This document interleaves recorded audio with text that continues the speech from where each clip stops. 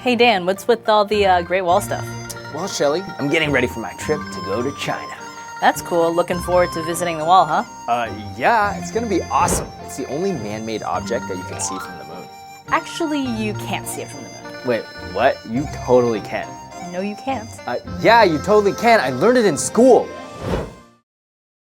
Actually, you can't. But that's a pretty common misconception. It came from a blurb in Ripley's Believe It or Not that you could see it from the moon, but that was way before anybody actually went to the moon. The moon is like 200,000 miles away from the Earth. Earth pretty much looks like a giant blue and white ball from the moon. Okay, so the moon is pretty far away, but you can still see the Great Wall from space, right? Nope. Not even from low Earth orbit? Not with the naked eye. Back in 2004, astronaut Leroy Chiao took some photos from the International Space Station with a zoom lens, where you can kind of see some sections of the wall if the picture is blown up and you know where to look. But it's still pretty hard to see because it's so narrow and the rock, stone, and dirt used to build the wall blend in with the surroundings. Anyway, astronauts have repeatedly said you can't see it from space. Man, I can't believe they lied to me like that. Who's they? You know what? I'm not gonna let this get to me. It's still gonna be an awesome trip. It's still one of the 7 wonders of the world, right? Actually, it's kind of not really. What?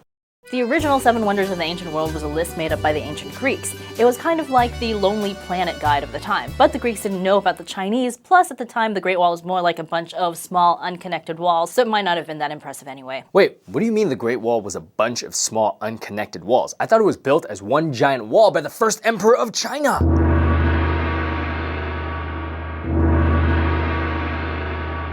Actually, the Great Wall still isn't even one giant wall even today. It's a bunch of different walls that were built or rebuilt by different rulers in different dynasties. The parts of what we now call the Great Wall were built in the spring and autumn period originally, but the wall building really picked up during the Warring States period. Then when Qin Shi Huang became the first emperor and founded the Qing dynasty, he joined together a bunch of the walls that were on the northern border and expanded it.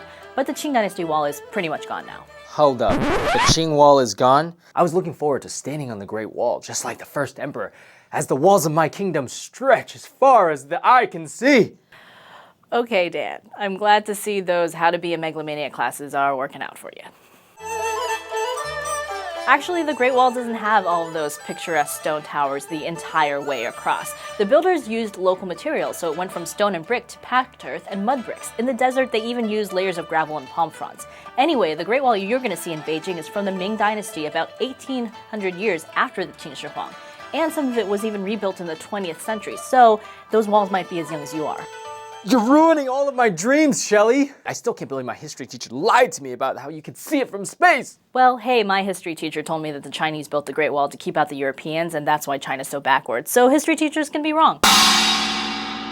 Yeah, to be fair, she was an American history teacher, so it wasn't in her wheelhouse. But still, I think this is more of a misconception about Chinese history than the Great Wall. Sure, some time periods like the late Ming were super inward-looking, but others were incredibly open. The Tang Dynasty had foreigners as high-level government officials. We shouldn't see the Great Wall as a symbol of China's monolithic view of the West. Right, because it was there to repel the Mongol invaders. Actually, it wasn't that good at that either. I mean, they wouldn't have put so much effort into building and defending the wall if it was a total failure. But northern nomads found their way through the weak spots, or they just bribed the guards. Famously, the Ming soldiers at the Shanhai Pass let the Manchurian army in, which is how they conquered Beijing. So the Great Wall of China is actually a series of walls built at different times out of random materials, not because the Chinese hated foreigners, but to defend themselves, not necessarily successfully against northern invaders. And you can't see it from space. Right. So why is it called the Great Wall? Actually, Chinese people don't call it the Great Wall. It's called Changchun, or the Long Wall in Chinese, and they didn't even see it as this amazing accomplishment. It wasn't until the Europeans came and started totally geeking out over this big wall that the Chinese were like, maybe we've got something here.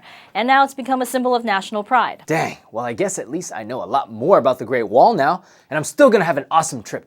Dude, I can't wait to walk down those ancient Beijing Hutong alleys where people have lived for hundreds of years. Actually... Guys, check out this new channel. It's called Interrobang channel. For the interesting, the quirky, and the freaking awesome. You know what, Shelly? I'm still bummed about that space thing. You really can't see it from space? Dan, the International Space Station is orbiting 250 miles above the Earth. The Great Wall is an average of 20 feet wide. That's like seeing a pencil on the sidewalk from the top of the Empire State Building. Yeah. Want to go try? Okay, so if we can see it from there, that means we can see it from space? Well, it would be just as difficult as trying to see it from space. But you're saying that it's possible.